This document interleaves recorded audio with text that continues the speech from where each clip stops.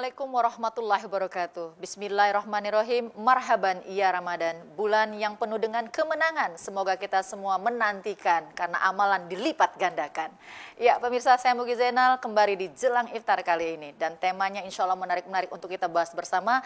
Terutama kita yang saat ini masih berada di rumah saja, dengan hadirat Jelang Iftar bisa menambah wawasan dan keimanan kita semua. Ya pemirsa, berbicara mengenai berpakaian wanita muslimah, bagaimanakah yang sesuai dengan syariat Islam?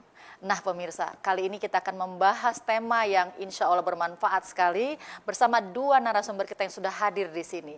Yang pertama narasumber kita adalah Assalamualaikum warahmatullahi wabarakatuh, Gus Reza Sarip, Dai Motivator.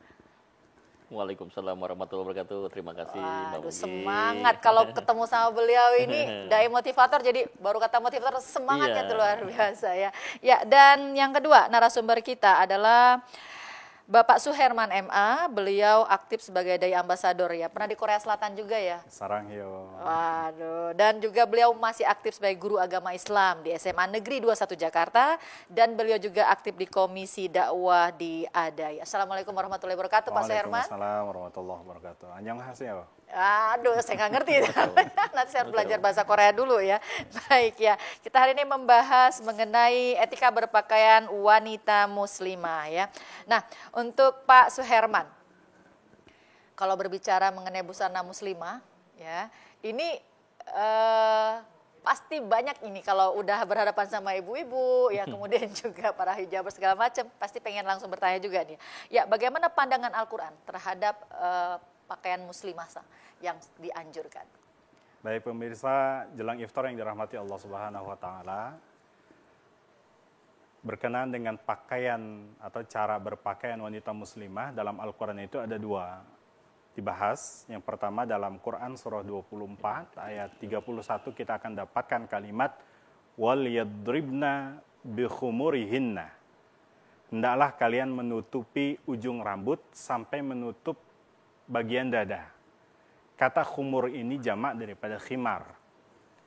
Khimar di sini maknanya adalah kerudung yang menutup dari ujung rambut sampai dada. Kita lihat dalam beberapa kitab tafsir manapun pengertiannya sama semuanya. Kemudian yang kedua, kita lihat dalam Quran surah 33 ayat 59, ya ayuhan nabi kulli azwajika wa banatika wa nisa'il mu'minin. Di sini tidak hanya dipatokkan kepada istri-istri Nabi, kemudian anak-anak putri-putri Nabi, wanisa'il mu'minin, tapi bagi wanita yang masih konsisten terhadap keimanannya, yudnina alaihinna min jalabibihinna. Setidaknya menutup pakaiannya dari ujung rambut sampai ujung kaki. Kita bisa dapatkan tafsirannya tidak hanya saja oleh ulama-ulama, ya, para ulama-ulama salaf, bahkan dalam tafsirnya Kementerian Agama Republik Indonesia mengatakan kalimat jalabib itu adalah yang menutup dari ujung rambut sampai ujung kaki yang nampak hanya kedua matanya saja. Jadi dalam konteks di sini jalabib atau jilbab itu adalah pengertiannya yang nampak hanya mata. Mungkin kalau yang kita kenal sekarang dengan istilah kata cadar, Nikob, atau yang disebut dengan istilah kata nikob. Kalau nikob itu adalah yang tidak nyatu dengan hijabnya, yang tidak nyatu dengan jilbabnya. Tapi kalau jalabib itu adalah yang nyatu langsung. Itulah yang dinamakan dengan jalabib. Seluruh pandangan ulama, bahkan dalam tafsir Kementerian Agama Republik Indonesia mengatakan hal yang sama. Jadi cadar itu bukanlah tradisi dari Arab atau tradisi dari Yahudi, tapi itu merupakan perintah dari Al-Quran. Tinggal bagi seorang wanita muslimah mau mengambil yang mana? Yang pertama boleh hanya menutup dari ujung rambut sampai menutup dadanya, atau mau mengambil yang kedua, menutup dari ujung rambut sampai ujung kaki, yang nampak hanya kedua matanya saja.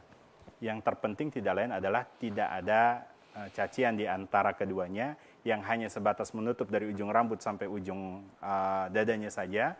Itu bukan berarti belum hijrah, tapi itu adalah proses untuk menuju hijrah. Begitupun sebaliknya, yang hanya sebatas demikian, ada orang yang menutup dari ujung rambut sampai ujung kaki yang kemudian nampak hanya matanya saja, itu bukan berarti ninja.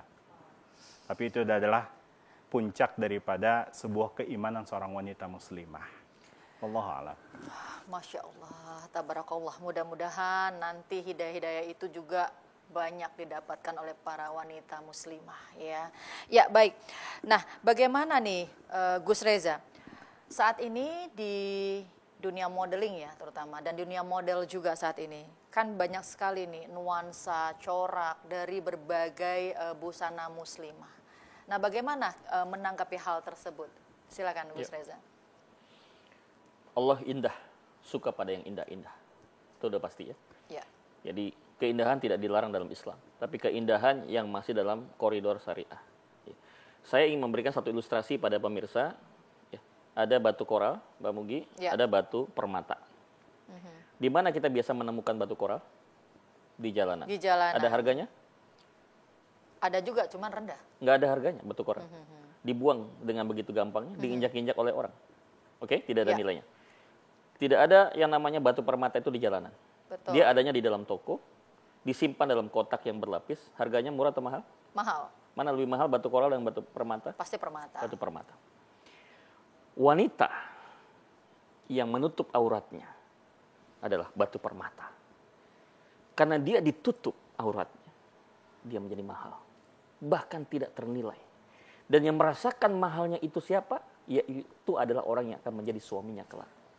Saya kebayang ya, kalau misalnya seorang perempuan dari sejak awal sudah terbuka auratnya, 24 hours bisa diakses oleh publik, bagian-bagian tubuhnya yang harusnya bisa dinikmati oleh suaminya saja, tapi bisa dinikmati oleh semua laki-laki.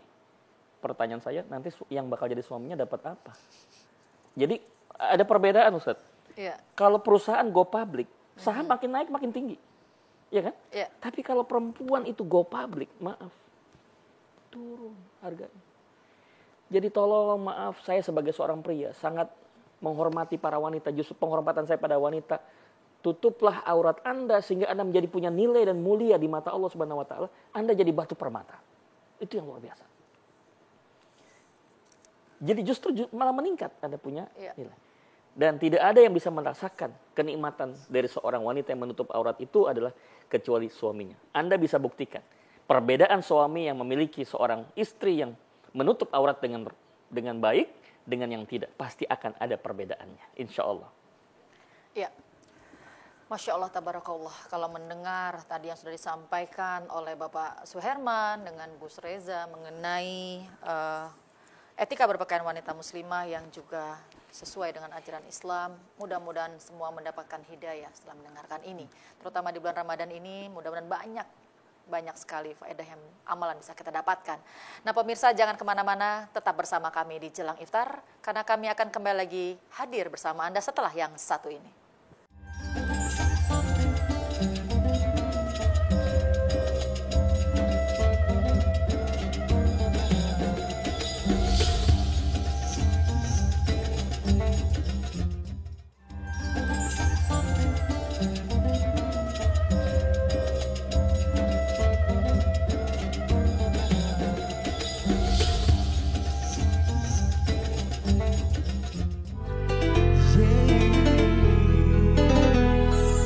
Tiada yang memahami segala kekuranganku kecuali kamu, bidadariku.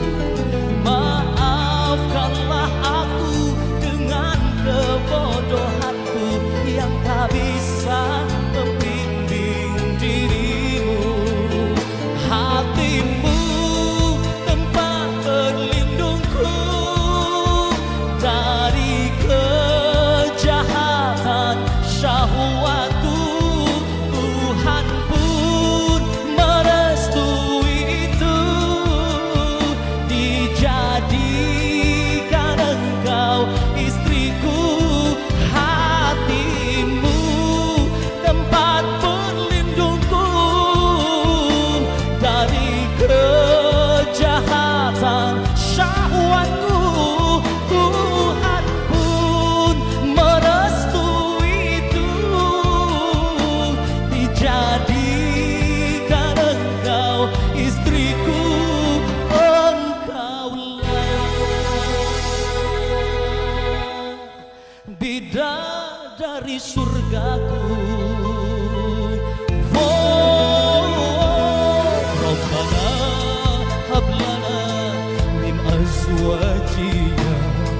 وذريتنا قرة أعين واجعلنا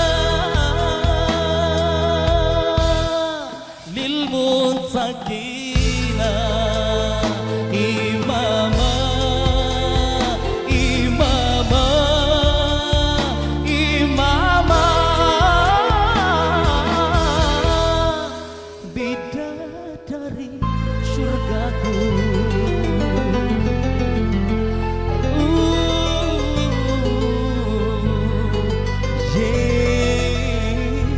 Bidadari surgaku.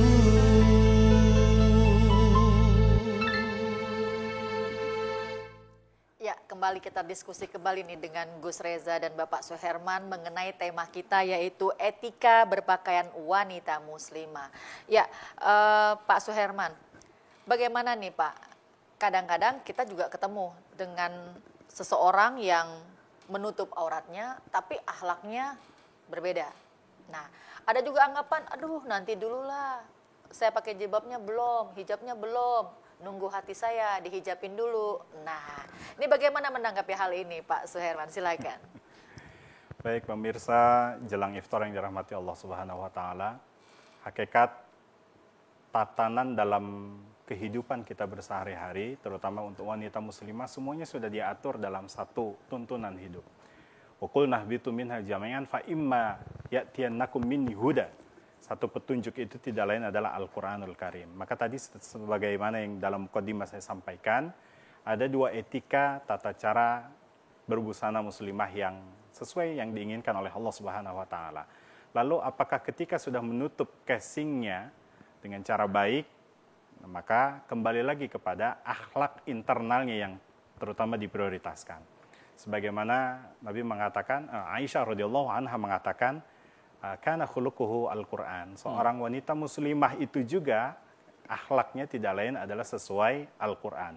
Kalau casingnya sudah sesuai dengan Al-Quran, maka internalnya pun juga harus sudah sesuai Al-Quran.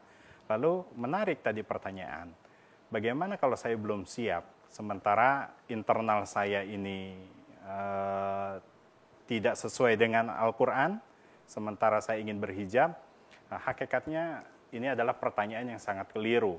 Maka saya awali lebih baik gunakan dulu hijabnya, gunakan dulu jilbabnya, terlepas dari apapun nanti di perjalanan kita ternyata belum ada bimbingan terbaik, ikhlaskan dengan cara berikhtiar kepada Allah, dan insya Allah Allah akan bimbing kita bagaimana menjadi proses muslimah yang diinginkan oleh Allah Subhanahu wa taala. Minimal merujuk kepada istri-istri Rasulullah tadi sebagaimana dalam Quran surah ke-33 ayat 59. Yaitu para istri-istri Nabi, sebagaimana Sayyidah Aisyah, Sayyidah Khadijah Al-Kubra, yang begitu luhur akan ketinggian akhlak-akhlaknya, tidak hanya saja mengikuti aturan yang diinginkan oleh Allah, tapi juga sesuai internalnya yang diinginkan oleh Allah dan Rasulnya. Iya, iya, menarik sekali. Jadi dalam arti kata, nggak usah menunggu kesempurnaan ya, baru menggunakan jilbab tadi. Karena insya Allah dengan menggunakan jilbab pun menjadi pengingat. Ya kan, menjadi pengingat untuk selalu melakukan kebaikan ya. Baik, terima kasih Pak Suherman. Dan untuk Gus Reza, saat ini itu model pakaian busana muslimah tuh banyak sekali trennya, ya, dan itu berbagai macam warna, ya, model segala macam. Nah, idealnya busana muslimah seorang wanita itu yang seperti apa, Gus? Ya. Silakan, Gus. Baik, jadi pemirsa harus ada membedakan antara pakaian yang Islam dengan pakaian yang Islami. Bedanya satu huruf saja, ada huruf I. Ya. Nah, apa yang membedakan pakaian Islam dan Islami? Khususnya untuk busana muslimah ya, yang sekarang lagi ngetren juga di kalangan wanita-wanita. Yang pertama adalah seperti yang diambil dari sebuah hadis Rasulullah SAW kepada Asma binti Abu Bakar. Ya Asma, ketika wanita sudah mencapai usia dewasa, maka tutuplah seluruh bagian tubuhnya, illa hadza wa hadza. Beliau menggambarkan dua bagian, yaitu muka dan telapak tangan. Walaupun nanti ada perdebatan, telapak tangan apakah seluruhannya atau tidak, itu nanti masalah perbandingan mazhab ya. Tetapi saya ingin memastikan bahwa pastikan muka dan telapak tangan tertutup. Itu yang pasti. Yang lain nanti bisa dibicarakan kemudian. Kemudian yang kedua adalah tidak boleh menyerupai seperti laki-laki. Mohon maaf, misalnya wanita bercelana panjang. sepahaman saya, Ya. ya, maaf kalau saya bukan orang model, Ya, kalau laki-laki itu biasanya pakai celana panjang. betul. Ya. Tapi kalau wanita melakukan itu, ya, sehingga orang bisa menduga ini kayaknya laki nih, sehingga terjadi tasabuh. Ini juga tidak boleh.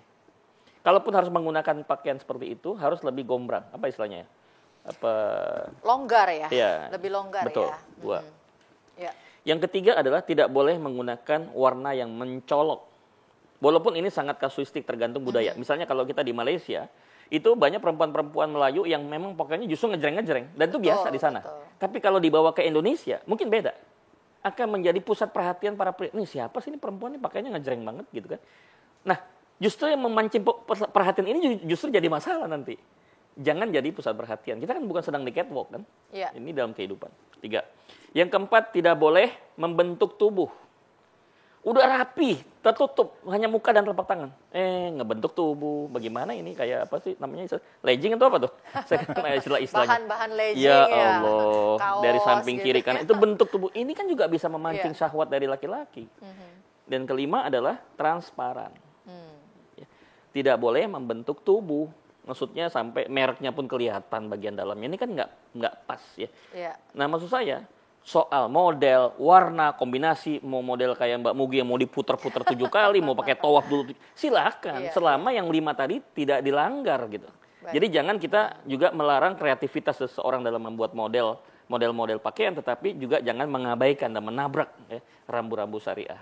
Jadi dua-duanya masuk. Iya.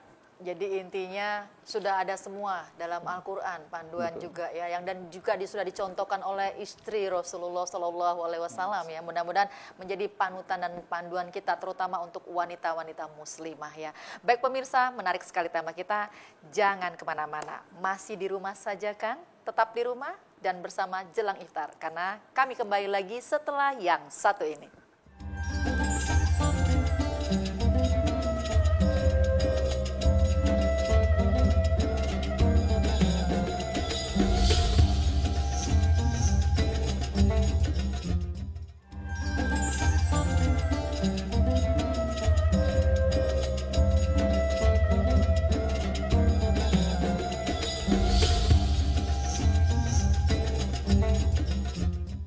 Ya, Gus dan Pak Herman, menarik sekali ya tema kita membahas mengenai etika berpakaian wanita muslimah ya, termasuk saya lah ya sebagai wanita yang juga terus ingin berproses, belajar dan berbenah, berhijrah intinya ya.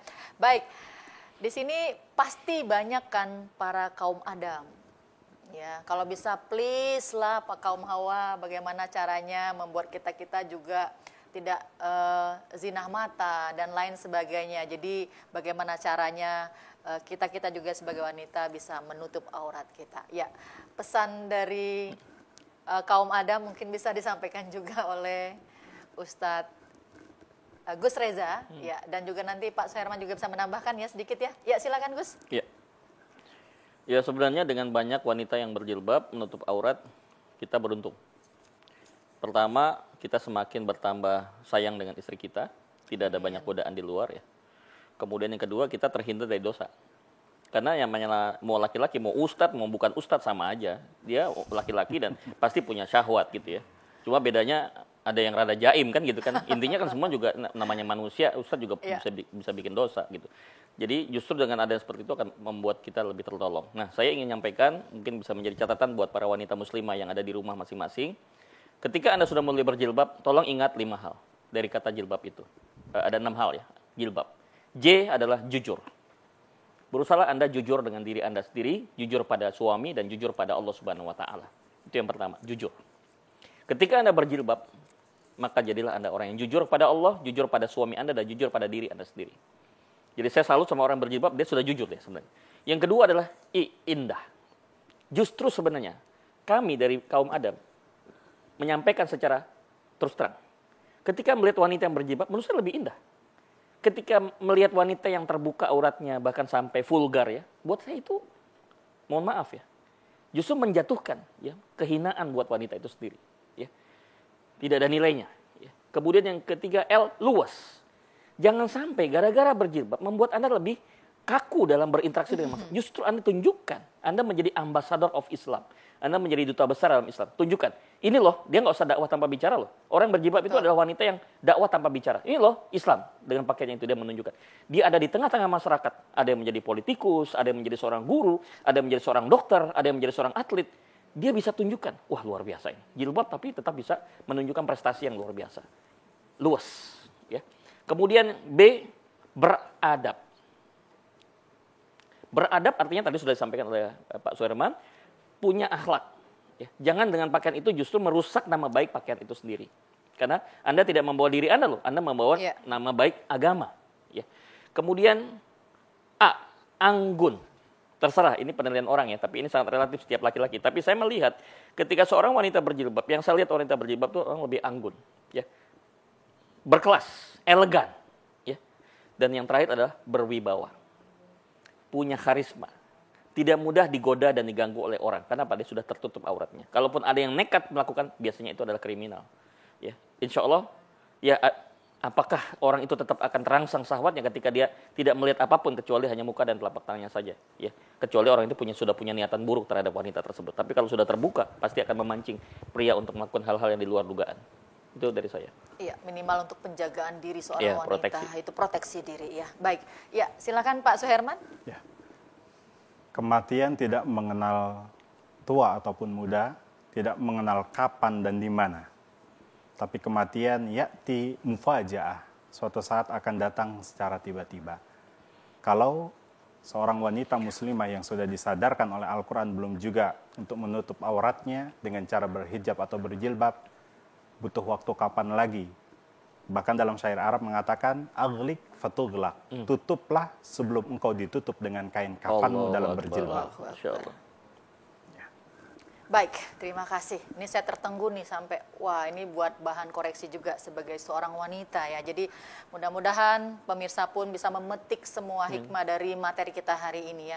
Terima kasih banyak Gus Reza dan juga terima kasih banyak Bapak Suherman atas semua materi hari ini yang diberikan. Mudah-mudahan ini juga kembali menjadi amal ibadah kita ya, yang berlipat dari Allah Subhanahu wa Ta'ala. Yang pasti pemirsa sebagai wanita muslimah sudah ada panduannya yang memandu kita untuk selalu berbusana yang baik sesuai idealnya dalam ajaran agama Islam, sebagaimana untuk bentuk ketakwaan dan juga penjagaan diri kita sebagai seorang wanita. Kata bijak mengatakan, jadilah seorang wanita seperti matahari yang sebelum memandang matahari sudah tertunduk matanya. Jangan seperti bulan, melihat bulan begitu vulgarnya sehingga mata dengan luangsa melihat keindahan dalam sekejap mata saja. Baik pemirsa, saya Mugi Zainal. Mohon maaf bila ada hilaf dan salah. Mohon undur diri. Subhanakallahumma wa bihamdika ashhadu alla ilaha illa anta astaghfiruka wa atubu ilaik. Wassalamualaikum warahmatullahi wabarakatuh. Waalaikumsalam warahmatullahi wabarakatuh.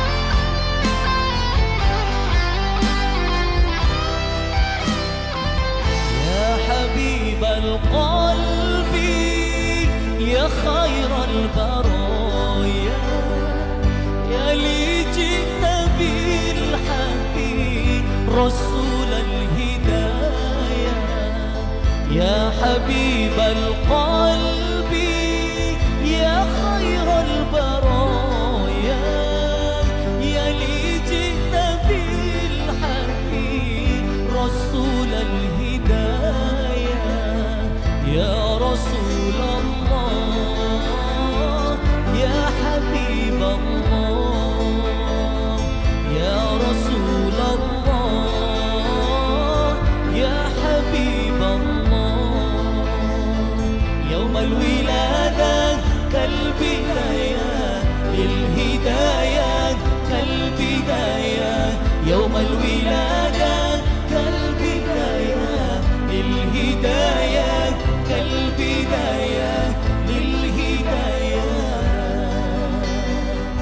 كالبداية للهداية كالبداية يا حبيب القلب يا خير البرايا يا لي جئت بالحق رسول الهداية يا رسول حبيب الله يا رسول الله